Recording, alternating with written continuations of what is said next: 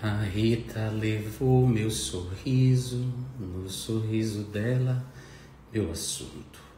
Levou junto com ela o que me é de direito, arrancou-me do peito e tem mais. Levou seu retrato, seu prato, seu trato, que papel. Uma imagem de São Francisco e um bom disco de Noel. A Rita matou nosso amor de vingança e nem herança deixou. Não levou um tostão porque não tinha não, mas causou perdas e danos. Levou os meus planos, meus pobres enganos, os meus 20 anos e o meu coração. E além de tudo me deixou mudo o violão. E além de tudo me deixou mudo o violão. Bom, vocês estão chegando. Live, caros amigos. Vivo, caros amigos. Vivos, caros amigos. E antes de iniciar a nossa live, uns avisos.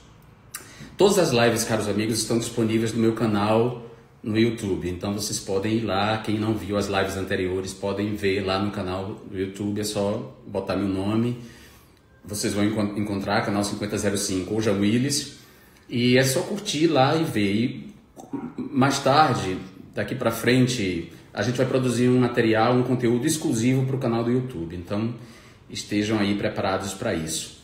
Um aviso também importantíssimo. Essa semana vai ter uma edição extra da live Caros Amigos e será com Criolo. Isso mesmo, Criolo, cantor e compositor maravilhoso, meu amigo, vai fazer sexta-feira uma edição extra da live Caros Amigos. Então, também fiquem atentos, eu vou divulgar acertadamente no momento certo. E hoje, na live de hoje, nós vamos receber, eu e vocês, vamos receber duas pessoas muito especiais, dois amigos muito queridos. O primeiro é o historiador brasilianista e professor da Brown University, James Green. James Green é um dos fundadores do movimento homossexual no Brasil, autor de vários livros, entre eles Além do Carnaval, que é um clássico, e recentemente a biografia de Herbert Daniel. E na sequência, no segundo bloco, nós vamos receber Alan Passos, meu amigo, DJ, modelo, empresário hoje, e que participou da 5ª edição do Big Brother Brasil comigo. Então, vocês sabem, eu sempre encerro essa live e inicio a outra, encerro o primeiro bloco e inicio outro bloco, chamo outro bloco, então vocês voltam assim que eu concluir esse, tá bom? Quando o James Green entrar, eu vou tirar os comentários, porque vocês sabem, eu adoraria deixar os comentários, mas quando vocês sabem que as redes são monitoradas pelos cybersicários, pelos robôs, então quando ele entrar eu vou desativar os comentários para que essas figuras não fiquem disparando os seus vírus de consciência. Então vamos ver se Jimmy entrou. James Green. Vamos lá. Aqui.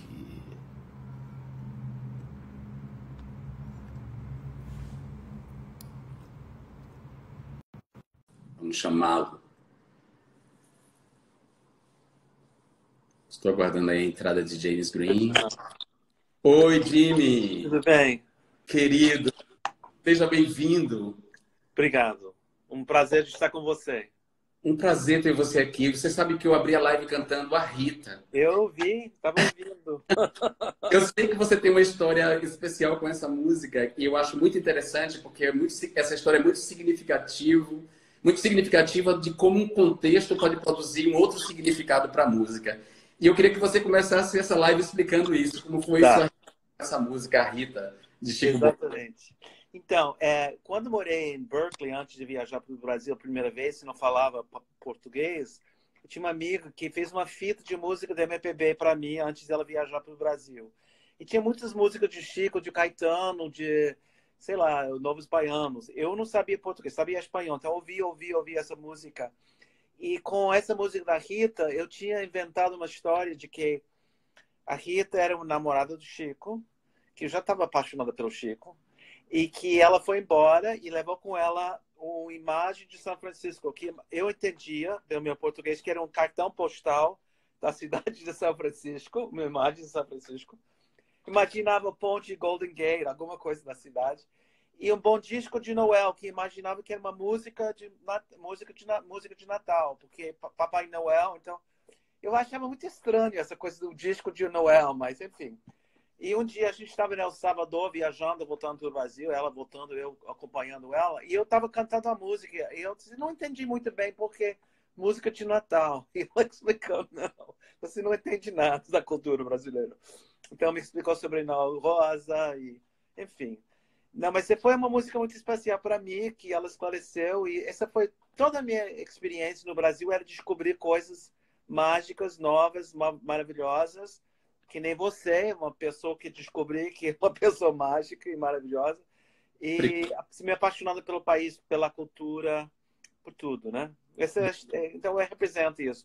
E no meu livro, o segundo livro que eu escrevi, Apesar de Vocês, que era uma história sobre a oposição à ditadura militar brasileira nos Estados Unidos, eu usei as músicas brasileiras como interatos entre vários capítulos e, claro, o Chico, que é o meu herói, né?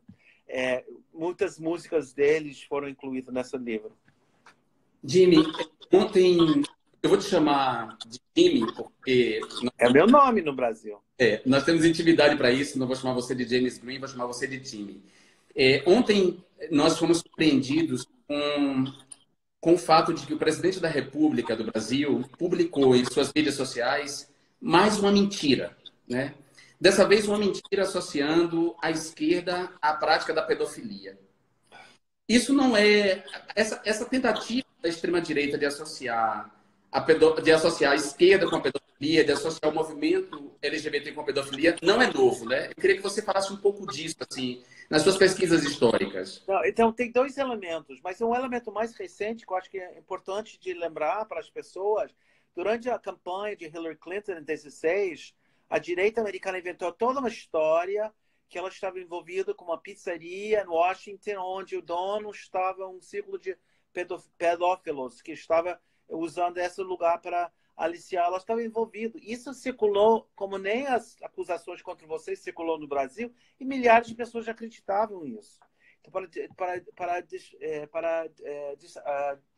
desclassificar a Hillary Clinton na campanha, ou seja, defame de mentiras circulando.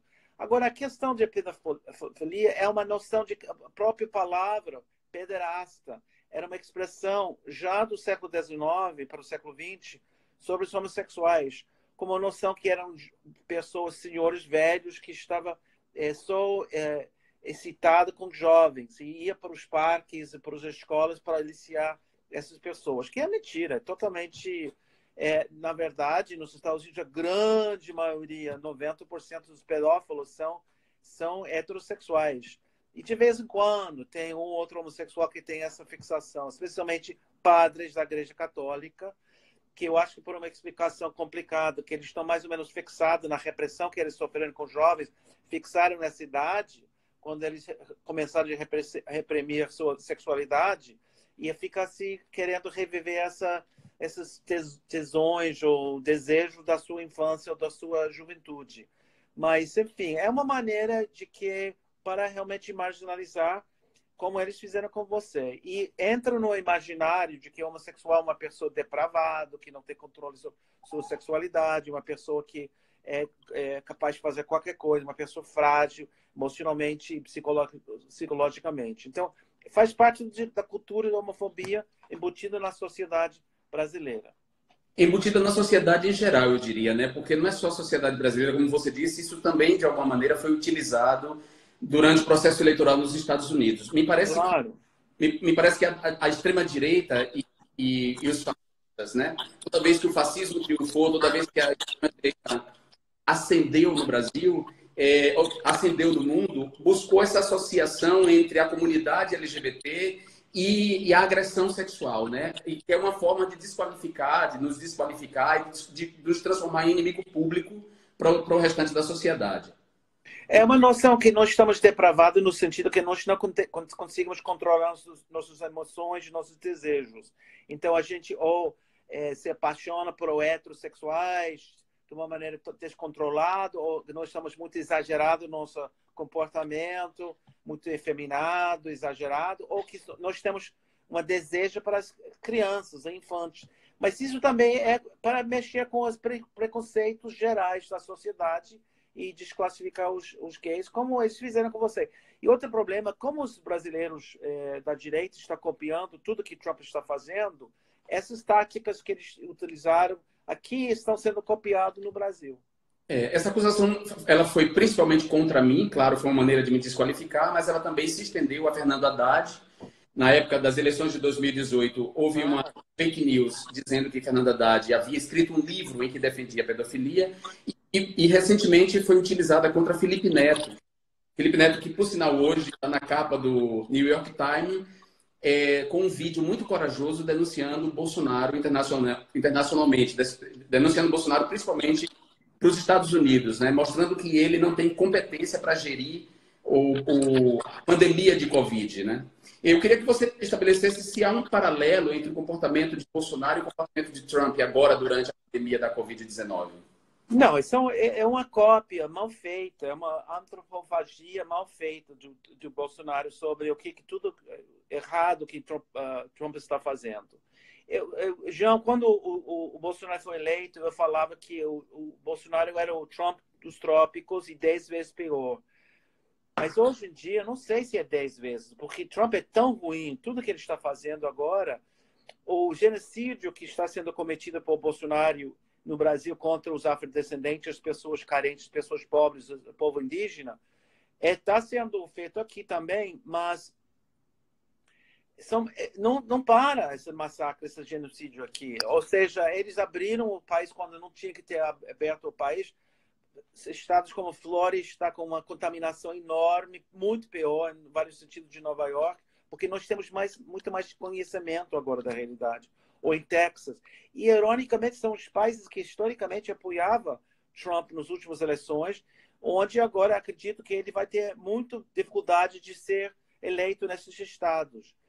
Mas o Trump, o Bolsonaro copia ele. Essa coisa do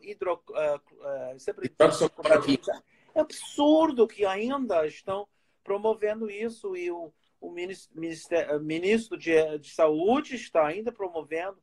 E a grande solidariedade que os Estados Unidos deu com o Brasil era de mandar 2 milhões de pílulas dessa medicina que funciona para outras coisas, mas não funciona para diminuir os efeitos do Covid nas pessoas. Então, mas em todos os sentidos. O sentido de ser uma pessoa mal educado. Bolsonaro sempre foi mal educado. Não é que ele aprendeu isso do Trump, mas eu acho que ele se sente o espaço, o direito de ser assim, porque ele copia o presidente do país teoricamente mais poderoso do mundo. E ele vê o que Trump foi eleito. E pensa, então, se funcionando lá, pode funcionar aqui no Brasil. Agora, o fato é que não tem controle sobre o vírus no Brasil, está crescendo cada dia mais. O Brasil está concorrendo com os Estados Unidos para ser o campeão mundial de mortos, de pessoas infectadas. Para mim, que ama tanto o Brasil, é uma tristeza, Jean, que não aguento. Eu não estou aguentando a situação aqui e lá no Brasil. Está insuportável mesmo, em todos os sentidos. Quando Donald Trump foi eleito, eu estava hospedado na sua casa. É verdade. Em Providence. Eu e Noemi estávamos hospedados na sua casa. E a gente acompanhou a apuração dos votos. E era impressionante. Naquele momento, você dizia para mim assim, fique tranquilo, ele não vai ser eleito. Esse país jamais vai eleger um homem como esse. E eu dizia para você, eu falava, Jimmy, eu acho que vai ser eleito. Aquela certeza que eu tinha, mesmo não sendo americano, mesmo não entendendo muito a lógica americana, e a certeza que eu tive também depois, tem um som aí no seu... Tem um som no seu... Eu tô bem, eu tô ouvindo, tranquilo. Você baixa um pouco o som do seu? Porque... Baixo. Obrigado. Então, quando você... Aí eu disse para você, não, ele vai ser eleito. E aquela certeza, mesmo não entendendo o processo eleitoral americano, é uma certeza que eu tinha também a partir de 2016 que Bolsonaro seria eleito no Brasil. Eu te pergunto hoje, você tem um palpite de que Donald Trump vai ser reeleito nos Estados Unidos? Olha, não somente eu, todo mundo que não acreditava na possibilidade de Trump ser eleito, estamos traumatizados. Muitas pessoas falam, os comentaristas da televisão, todo mundo tão traumatizado com os resultados que todo mundo tem medo de prever a derrota de Trump. Porque será que a gente vai errar de novo? Então, todo mundo fala isso, não sei porque eu errei. como eu errei. Agora, é importante lembrar, o Hillary ganhou mais 3 milhões de votos do que Donald Trump. Isso é importante.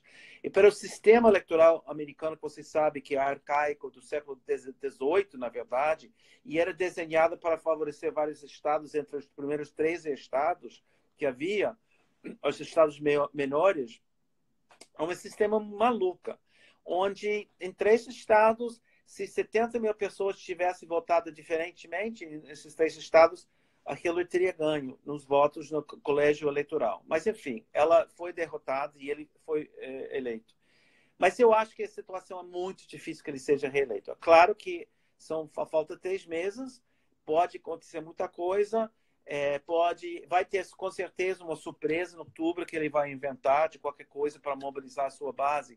Mas se ele mantém uma base de 38% a 22% da população e não sobe esse número de pessoas.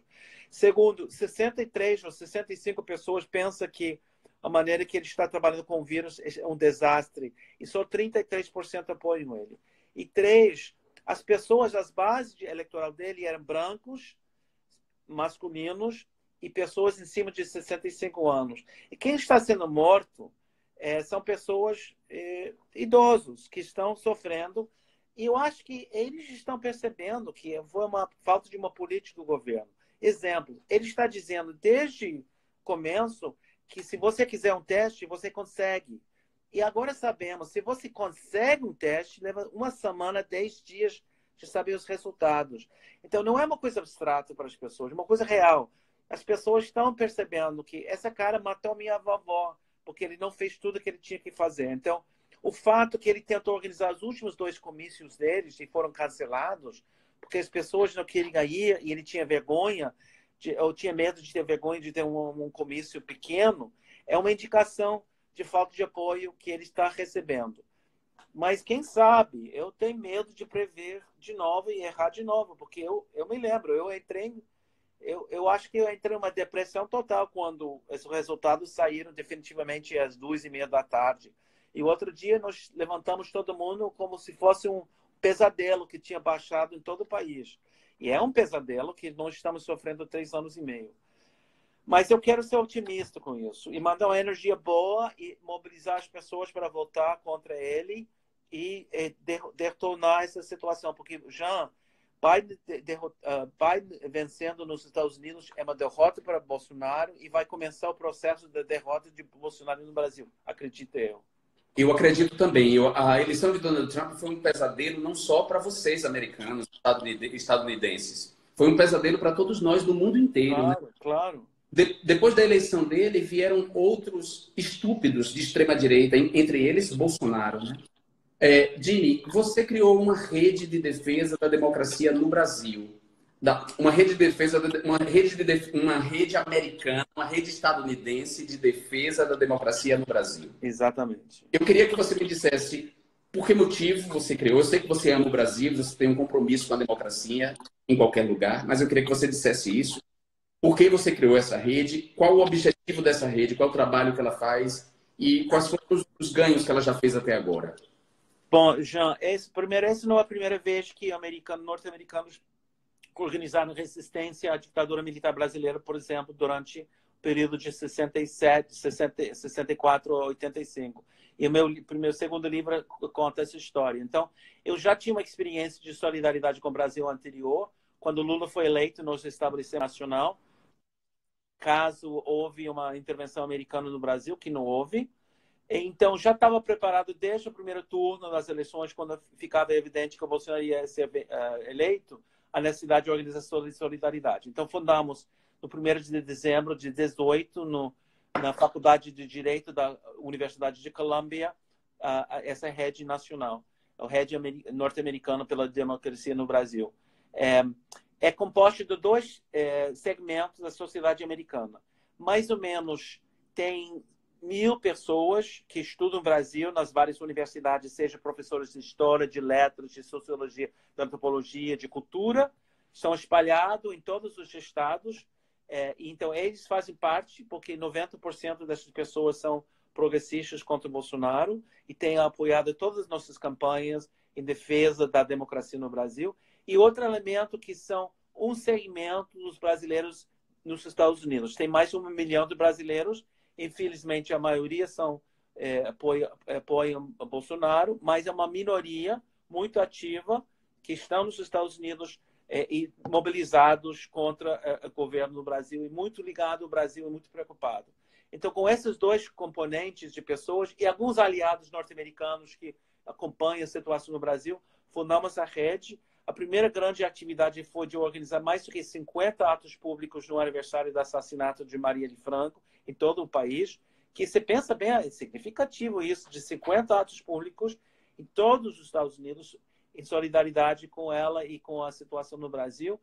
E depois, quando o Bolsonaro foi convidado pela Câmara de Comércio do Brasil nos Estados Unidos para receber a honra de ser Homem do Ano, houve uma campanha muito grande desde Nova York, desde um grupo em Nova York que chama Defend Democracy in Brazil, mas também entre setores com quem a gente não tinha contato. O prefeito também desconvidou o Bolsonaro e conseguimos criar uma situação onde o Bolsonaro retirou a sua decisão de viajar e foi para Houston e recebeu o prêmio lá numa reunião fechada com algumas pessoas. Então, esse foi um golpe muito grande, mostrando que não era bem recebido nos Estados Unidos Bolsonaro. Depois decidimos que um trabalho fundamental nosso seria um trabalho no Congresso americano.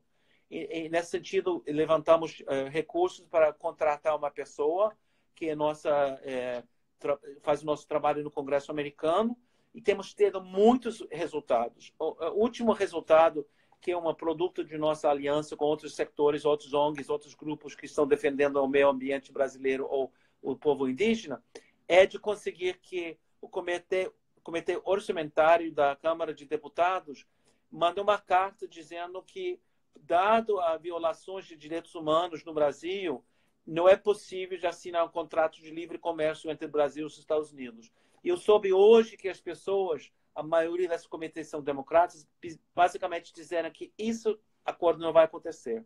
E o que ajudou muito foi quando eles fizeram uma carta questionando a violação de direitos humanos no Brasil e questionando o tratado, o embaixador fez uma outra carta defendendo o Brasil, defendendo a política de Bolsonaro. E isso foi a última gota da água do comitê. Ontem eles leram essa carta e disseram, bom, isso já decidiu que não podemos apoiar o Bolsonaro.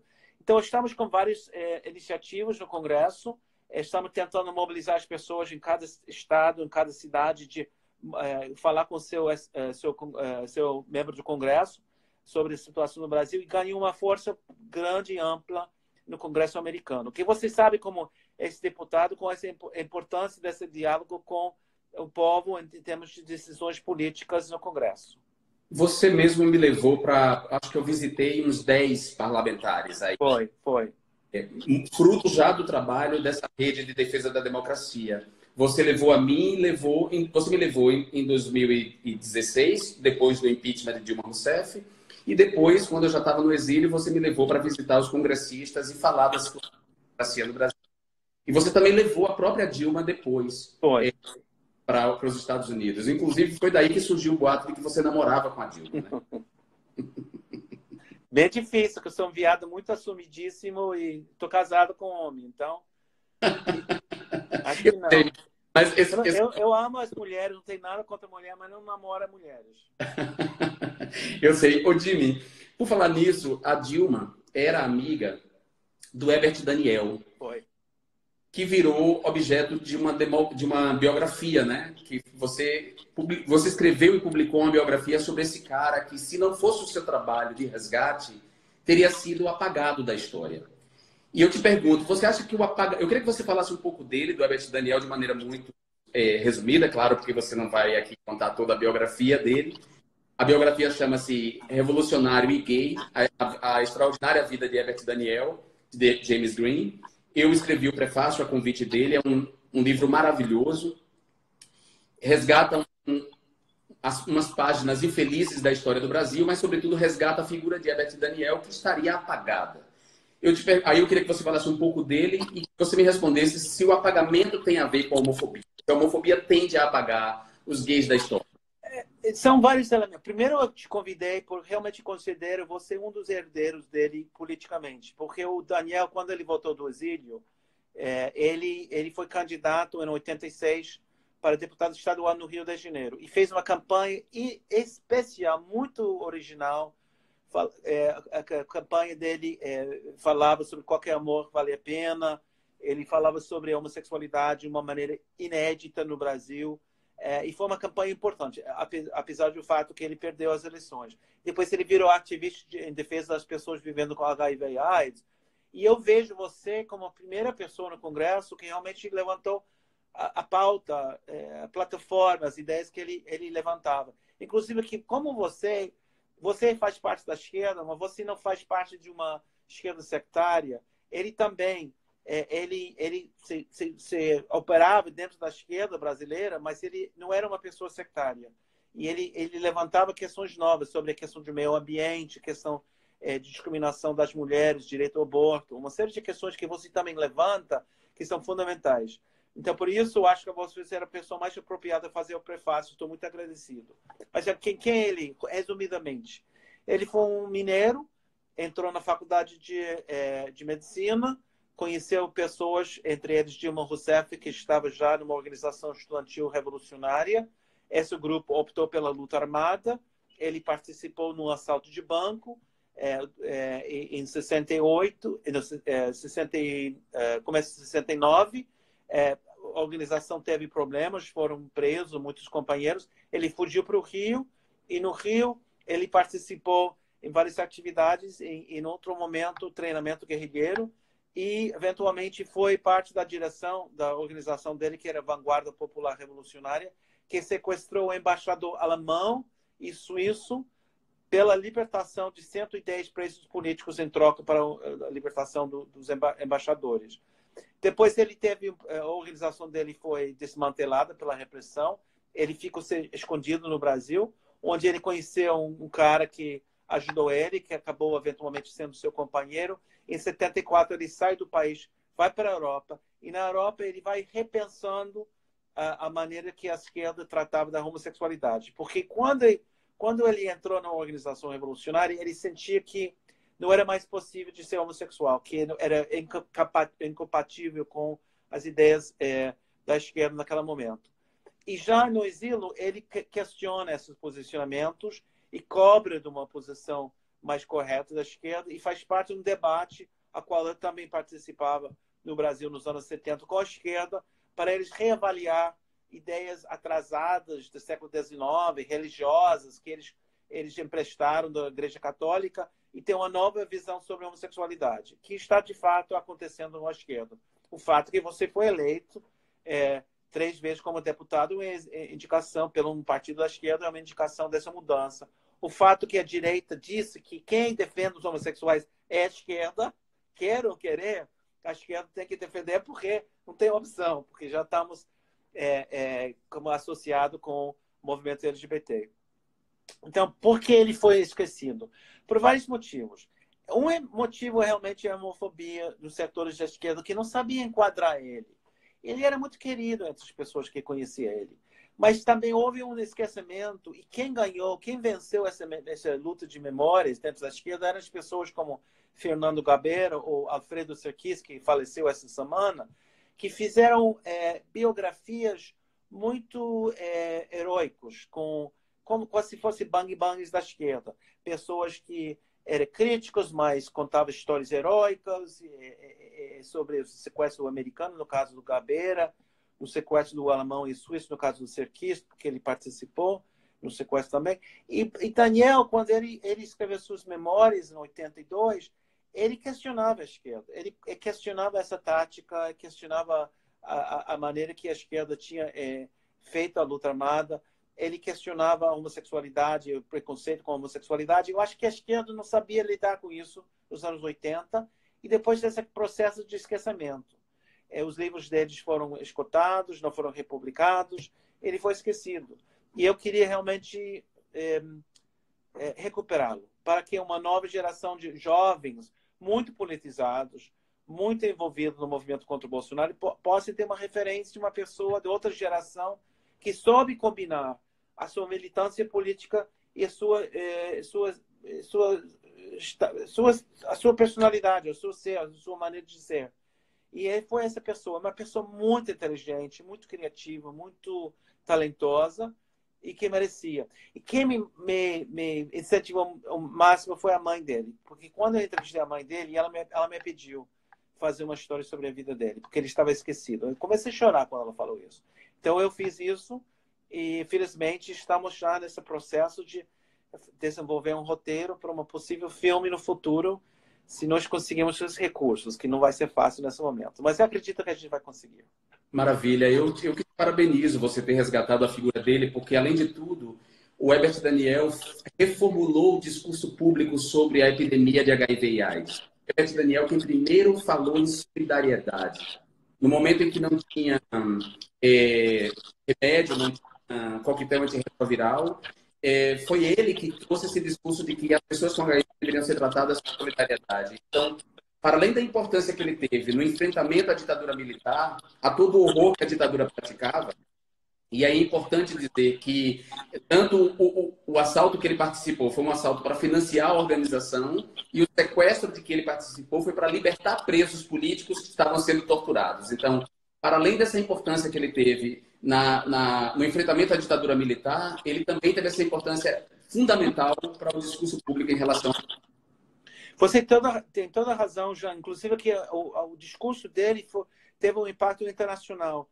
O Jonathan Mann, que era o diretor mundial do trabalho sobre AIDS, dedicou seu livro em 82, de 1000 páginas, era sobre AIDS global, a Herbert Daniel, pela ideia que ele teve. E, na verdade, no primeiro momento, quando ele falou que a melhor cor de AIDS é solidariedade, parece um pouco estranho isso, porque você pensa, não, a melhor cor de AIDS é um remédio, um tratamento, uma vacina. E ele falou, não, o problema com as pessoas vivendo com HIV e AIDS é que eles estão isolados da sociedade. Pessoas têm medo de abraçá-los, de tocá-los, de beijá-los, porque pensam que vão ser contaminados. Então, eles ficam, como ele falou, uma morte civil. Já está condenado à morte quando estão vivos. Então, a melhor maneira de apoiar uma pessoa que está vivendo com HIV e AIDS é de valorizar a sua vida e abraçá-los e dar solidariedade e apoio. Então, ele reverteu um discurso de medo, de pessoas mortas, pessoas condenadas a ser mortos, com esse discurso muito importante. E foi baseado na sua experiência de revolucionário da esquerda, noção de solidariedade, que ajudou ele a elaborar essa política simples, mas super forte e muito importante. Sim. Ô, Jimmy, a ditadura militar ela foi cruel com a classe média, claro. Ela torturou pessoas de classe média, prendeu pessoas de classe média, mas a ditadura militar ela foi particularmente cruel com os pretos pobres, com camponeses, com povos indígenas e também com a comunidade LGBT. Você e Renan Quinalha têm uma pesquisa sobre as relações entre ditadura militar e comunidade LGBT. Eu queria que você falasse um pouco dessa pesquisa, de como era esse ambiente que a ditadura criou, esse ambiente de violência LGBTs, e queria que você falasse porque, apesar disso tudo, ainda há gay hoje que adere ao discurso do Bolsonaro de que a ditadura foi bacana para a comunidade LGBT. Já, infelizmente, bom, os homossexuais são de todas as classes sociais. São ricos e pobres, classe média. A maioria são pobres, porque a maioria da população brasileira é pobre. Então, a maioria...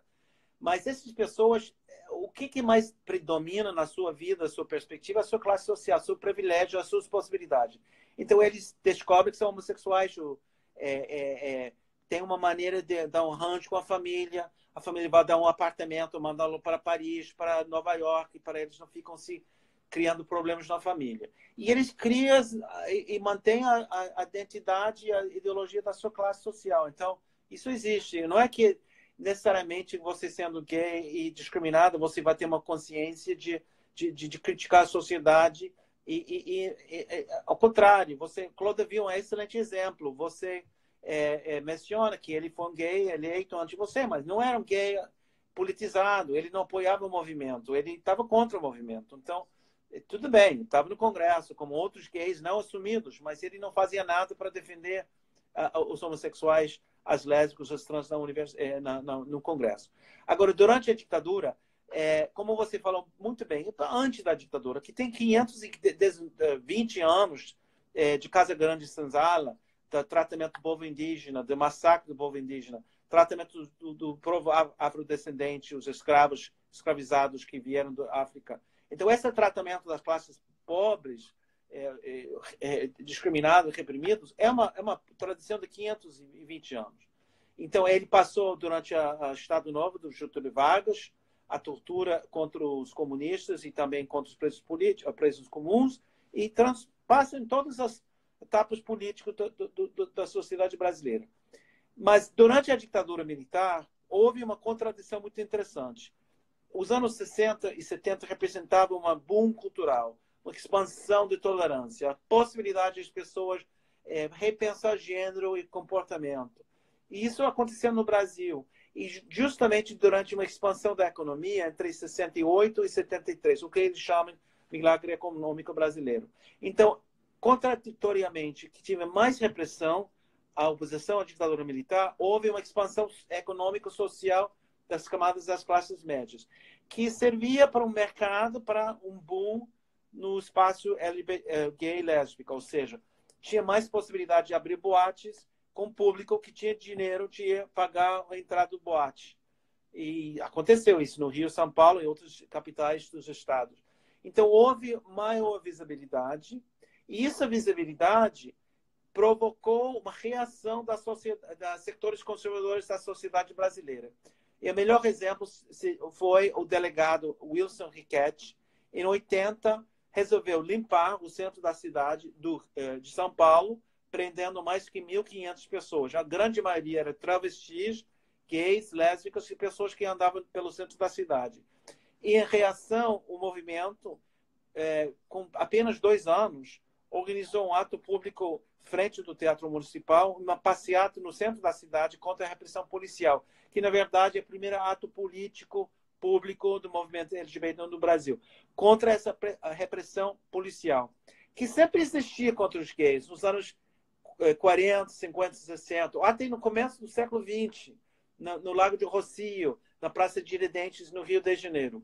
Porém, com a ditadura militar, a polícia sentia mais direito de reprimir sem problema nenhum da sociedade, porque não podia queixar, porque sabia que tinha força das Forças Armadas atrás da delegado na 4ª delegacia em São Paulo. Então, tinha uma carta branca, vamos dizer, poder ilimitado de fazer o que eles bem quiseram fazer. E fizeram isso nesse momento. Hoje em dia, há uma possibilidade de organizar contra essa repressão policial, apesar do fato que sabemos que o povo afrodescendente que mora nas comunidades está vítima constante de uma repressão policial baseada em discriminação racial e racismo. Durante a ditadura foi que, inclusive, floresceram e vigoraram as delegacias de jogos e costumes, que eram delegacias especializadas em reprimir negros e acusá-los de vagabundo, e reprimiu bastante a capoeira, reprimiu bastante o candomblé, né? E reprimir a comunidade LGBT. Essas delegacias desapareceram, a partir dos anos 80 elas começaram a desaparecer, e hoje não existem. Mas uma coisa interessante, Sidney Chalhoub, historiador, que já passou por essa live, nosso amigo, você conhece muito bem, Sidney disse que a história tem rimas. E aí eu percebo que há uma rima hoje na história. O Brasil vive uma espécie de ditadura informal. Né? O Brasil vive uma ditadura militar informal. Um governo cheio de militares, como o governo Bolsonaro, um governo de repressão, um governo de desinvestimento da cultura, mas, ao mesmo tempo e contraditoriamente, uma comunidade LGBT com vigor. Nunca a comunidade LGBT esteve tão vigorosa nas redes sociais do que agora, nesse momento de expressão. Isso me parece uma rima dessa contradição do passado. Né? E é uma representação da expansão do movimento, que esse é um movimento que nós fundamos em 78, eram poucas pessoas, durante a ditadura, no processo de democratização que não era garantido em nenhum momento, mas as pessoas tinham uma ideia fundamental, que é uma ideia revolucionária, que assumir e enfrentar a sociedade, aceitar quem é você e cobrar da sociedade essa aceitação é uma coisa muito poderosa. É uma coisa que libera as pessoas, que se sente mais aliviado depois de toda a repressão familiar, da escola, dos colegas, do jogo de futebol onde você não pode participar, que você não sabe jogar muito bem, você se sente mal, você está... Enfim, toda essa homofobia que nós enfrentamos jovens.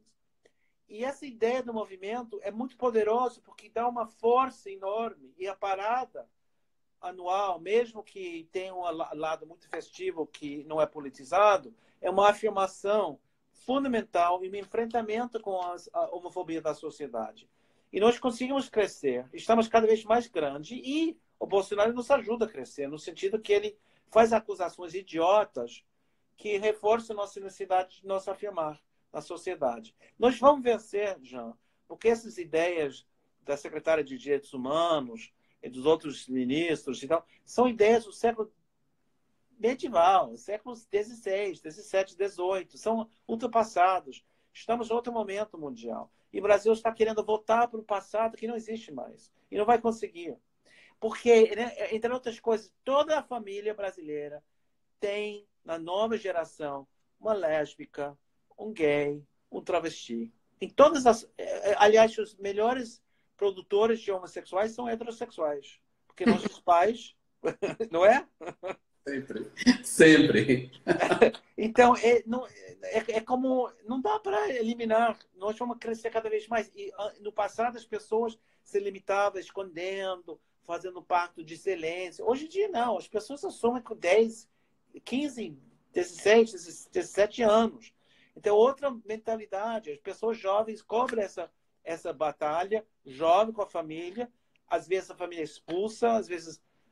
bate na criança, mata até casos, eu me lembro muito bem no seu documentário, essa história do menino que foi morto pelo pai, mas também as pessoas se adaptam e aceitam, porque a família é muito forte. A questão da sua família, eu não sei qual foi o seu processo, mas com certeza, em um momento, houve um certo conflito e depois a sua mãe acabou aceitando e te ama tanto que não podia nem imaginar aquela reação antiga que ela deve ter tido. Não sei se foi assim na sua família. Foi assim, a nossa história é sempre uma mesma e ainda assim uma outra história. Na live que eu fiz com o Lula, essa mesma live, caros amigos, o Lula mostrou uma foto histórica que ele apresentou como uma foto do sindicato dos operários carregando uma bandeira, carregando uma faixa em favor dos direitos dos homossexuais. Entretanto, essa história, essa foto tem uma outra história. E essa outra história envolve você, que esteve na fundação do movimento homossexual no Brasil.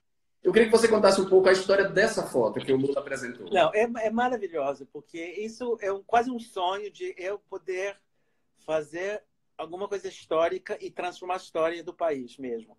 Então, em 80, houve o primeiro encontro nacional dos grupos homossexuais organizados em São Paulo. Era mais ou menos 12 a 15 grupos, 200 pessoas de todo o país tentando organizar um movimento nacional. E era durante a greve geral, a terceira greve geral do ABC, os sindicatos dos metalúrgicos de São Bernardo, Lula era o presidente, foi sobre a intervenção, ele foi afastado do sindicato. Então, eles chamaram as pessoas a participar no 1º de maio para dar solidariedade à greve e ao sindicato. Então, houve uma proposta no Congresso de participar no 1º de maio. E um setor que achava absurdo, que não era o caso, que seria ruim para o movimento se afiliar ou se envolver nisso. E outro setor que favorecia essa ideia. E houve uma votação e perdemos por um voto. Então, para não rachar o movimento, e especialmente o Grupo Somos, do qual eu fazia parte, resolvemos fundar uma comissão de homossexuais para o 1º de maio. O comitê que inventamos. E literalmente fui eu que foi para o centro da cidade para comprar o pano enorme e a tinta e pintar a faixa que dizia contra a discriminação do trabalhador homossexual.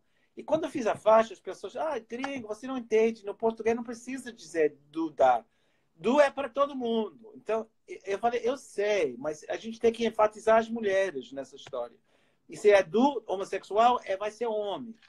Então, tudo bem. Levamos essa faixa com outra faixa que dizia contra a intervenção no ABC, Comissão de Homossexuais pro 1º de maio, com a palavra homossexual enorme, e levamos 50 pessoas, entre lésbicos e gays, a passeata e depois entrar no estádio Vila Euclides. E fomos aplaudidos quando entramos no estádio, as pessoas, por vários motivos. Eu acho que algumas pessoas, pô, tem bicha e sapatão, a gente tem aqui contra a ditadura, que bacana. Outras pessoas, eu já sei de 2 lésbicas que estavam super no armário, que ficaram super excitados de ver isso, porque não podia nem imaginar isso. Me comentaram anos depois que lembravam desse evento, né? Foi um marco na sua vida, foi eu que fiz a faixa. E elas ficaram me abraçando. Então, tanta felicidade. Então, isso foi importante. Por que eu acho engraçado do Lula? Porque Lula mudou. Em 81, no final do 80, quando eles fundaram o PT, ele fez uma declaração que saiu na Folha de São Paulo dizendo que homossexuais faz parte do PT e não vamos deixá-los ser marginalizados e chamamos eles a participar. Então, ele deu um sinal claro nesse primeiro momento da inclusividade do PT nesse momento. Mas essa inclusividade era um produto do nosso trabalho de fazer trabalho com o PT e com os sindicatos.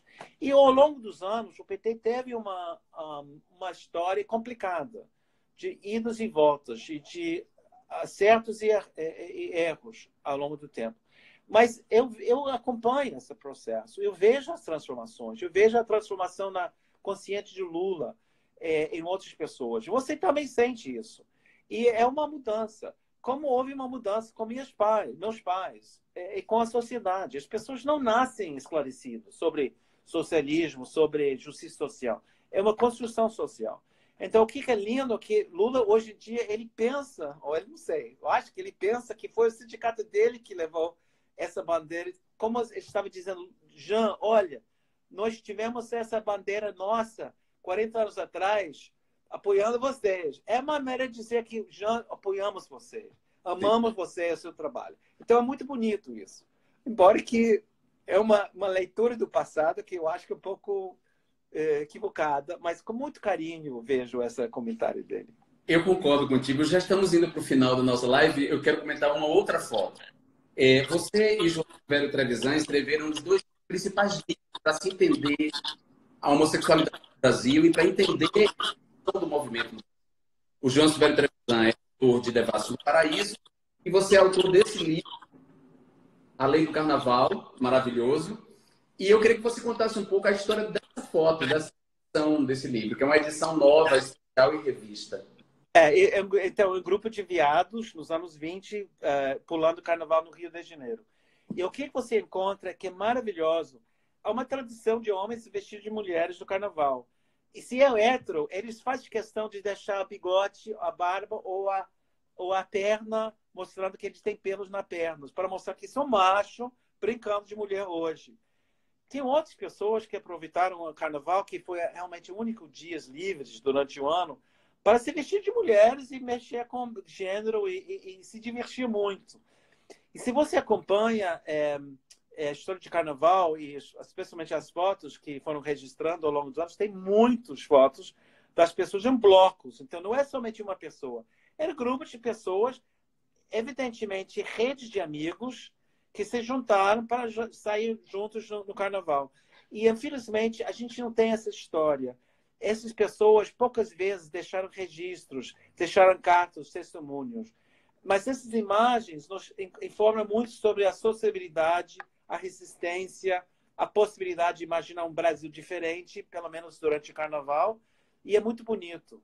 É muito bonito, porque se nota, no século XIX, no Lago de Rocio, a Praça de Tiradentes, as pessoas frequentavam sob pressão policial, foram presos, mas voltaram para encontrar outras pessoas, ou de sociabilidade ou de pares sexuais, né? Que procuraram nesse espaço público no Rio de Janeiro, capital do país. Eu não sei se você sabe, mas o Renan Quinalha está organizando uma exposição sobre essa relação entre homossexualidade e ditadura, e ele me convidou para ler o discurso do Mascarenhas, do Triângulo Rosa, na Assembleia Nacional Constituinte. E é impressionante a atualidade daquele discurso. Eu li o discurso, eu me apropriei do discurso como se fosse meu, porque de fato parecia um discurso meu, embora tenha sido um discurso muito anterior a mim. Um discurso quando eu estava no início da minha adolescência, na verdade. Eu era membro da igreja, estava no início da minha adolescência, acesso ao discurso da época, mas é como esse discurso em mim, tem eco em mim. Que lindo isso. Já, não, eu estou colaborando com o Renan, passando fotos que eu tenho. Eu acho que tem um depoimento meu que vai também estar na exposição. Mas você lembra de uma pessoa muito importante, o João Antônio Mascarenhas.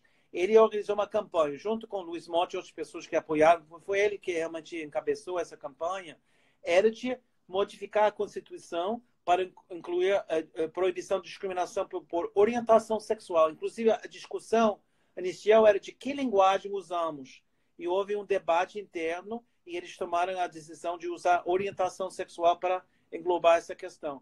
E é interessante, apenas 25% da Constituinte apoiou, mas toda a bancada da esquerda, PCdoB, o que era PPS, que era Partido Comunista, o PT, outros setores progressistas.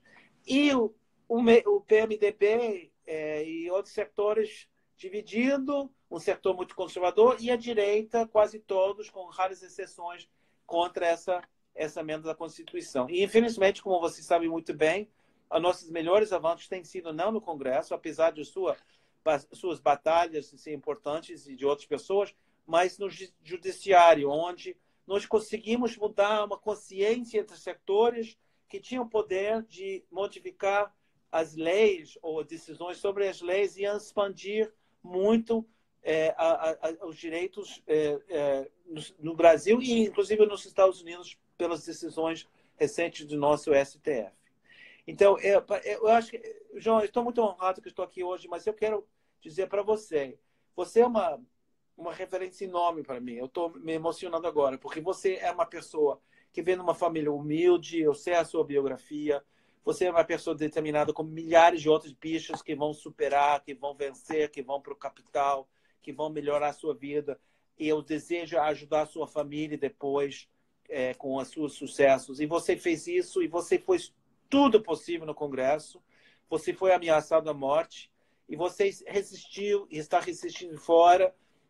Nós sabemos que é um dor para você ficar longe do Brasil, mas estamos felizes que pelo menos que você está perto de nós na resistência no exterior contra esse governo horrível. E espero que você possa voltar logo para o Brasil, a ser terra amada, na medida que as condições favorecem a situação. Eu não aconselho a sua volta agora, por enquanto.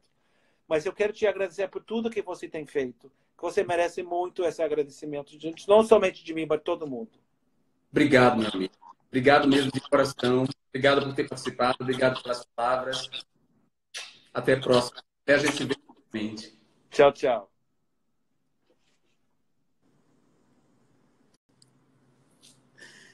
Emocionante, James Green. Gente, muito bacana vocês que ficaram aqui até agora. Daqui a pouco começa o segundo bloco da live. Eu vou encerrar essa, gravar e volto com Alan Passos para a gente fazer o segundo bloco da live, caros amigos. Muito obrigado. James Green é um cara de fato muito especial. Eu recomendo o livro dele, A Lei do Carnaval, para quem quer entender a formação do movimento LGBT no Brasil e entender um pouco da história da comunidade gay no Brasil. É importante que você leia esse livro. Um beijo, até daqui a pouco.